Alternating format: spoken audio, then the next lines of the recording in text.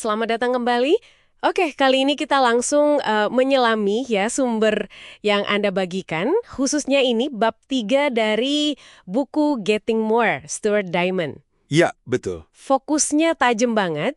Penyebab terbesar gagalnya negosiasi itu katanya bukan soal duit atau dealnya, tapi mispersepsi dan miskomunikasi. Mari kita bedah ini. Persis. Dan ini sering banget jadi biang kerok kebuntuan loh.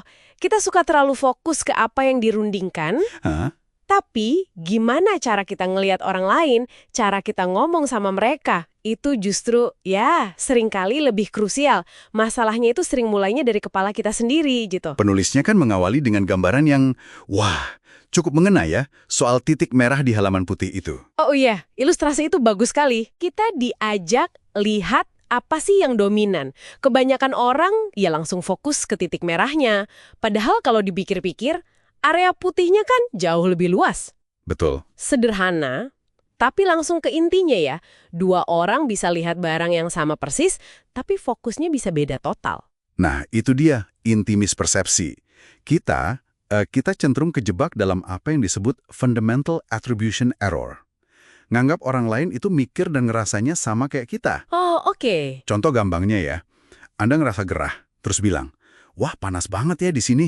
Teman Anda jawab, saya malah kedinginan. Haha, sering kejadian itu. Nah, respons otomatis kita kadang, loh aneh banget sih dia, gitu kan. Padahal ya persepsi dia itu realitas buat dia. Memahami ini tuh bukan cuma soal sopan santun, tapi ini fondasi persuasi loh. Soal mahasiswa yang mau bimbingan sama VP itu kan ya? Betul, contoh itu kuat sekali. Si mahasiswa ini nggak langsung datang minta tolong. Dia didorong dulu untuk mikir, apa ya kira-kira yang ada di pikiran si VP ini? Apa targetnya? Apa yang bikin dia cemas? Ternyata si VP ini lagi pusing mikirin program orientasi karyawan baru. Nah, mahasiswa ini alih-alih langsung minta waktu, dia nawarin bantuan riset buat program itu. Fokusnya ke kebutuhan si VP dulu. Dan hasilnya kan, wah luar biasa ya. Bukan cuma dapat bimbingan, tapi malah dapat bonus $15.000 plus kesempatan ketemu CEO. Iya, itu dia. Wow, hanya karena mencoba lihat dari kacamata orang lain, ini berarti bukan sekedar empati basa-basi ya, tapi beneran jadi strategi. Tepat. Fokus kebutuhan mereka malah jadi jalan pintas buat memenuhi kebutuhan kita. Ini agak, berlawanan intuitif ya. Betul sekali. Ini yang disebut role reversal, ya, menempatkan diri di posisi mereka. Bahkan yang menarik nih, kalaupun tebakan kita soal apa yang mereka pikirkan itu, katakanlah, kurang pas, upaya kita untuk mencoba memahami itu sendiri seringkali udah dihargai loh. Mereka lihat kita ada usaha ke arah sana. Oke. Terus gimana ini nyambungnya ke komunikasi? Kan paham aja nggak cukup kalau cara nyampeinnya salah. Oh, erat banget kaitannya. Komunikasi efektif itu bukan cuma soal apa yang kita ucapkan, tapi yang lebih penting, bagaimana pesan itu sampai dan diterima. Diterima ya kuncinya. Iya. Gaya bicara kita mesti fleksibel. Kalau ngadepin orang super sibuk, ya jangan muter-muter. Langsung aja ke intinya. Pastikan mereka nangkep maksud kita persis, bukan malah bikin asumsi sendiri yang melenceng jauh.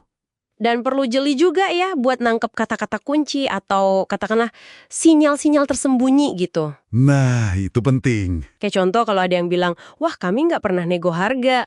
Kita sering langsung, oh ya udah gitu kan, mundur. Iya, biasanya gitu. Padahal bisa aja ditanya, oke kalau gitu biasanya aspek apa aja nih yang bisa didiskusikan? Atau pas denger, waduh saya nggak bisa sekarang. Jangan berhenti di situ, tapi tanya, kira-kira kapan ya waktu yang lebih pas? Atau mungkin ada kolega Anda yang mungkin bisa bantu soal ini?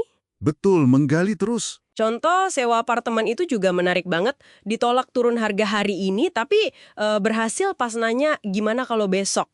Detail kecil tapi hasilnya beda. Dan satu lagi nih, kunci penting. Usahakan tetap tenang. Atau istilahnya dispassionate. Terutama kalau suasana mulai panas atau ada serangan personal. Wah itu tantangan. Banget. Kalau ada yang misalnya meledak terus bilang, Anda ini bodoh sekali, respons terbaik itu bukan balas nyerang, Anda lebih bodoh. Bukan. Terus gimana? Justru pertanyaan tenang kayak, boleh saya tahu kenapa Anda berpikir begitu? Atau, apa persisnya yang membuat Anda merasa seperti itu? Oh, Oh, jadi dibalikkan dengan pertanyaan ya. Itu butuh latihan mental luar biasa sih.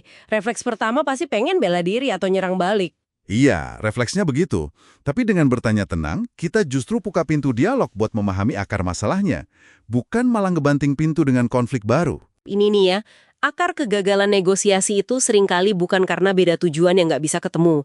Tapi lebih karena kita gagal baca peta pikiran orang lain, Betul. dan gagal juga komunikasi dengan cara yang bisa diterima sama mereka.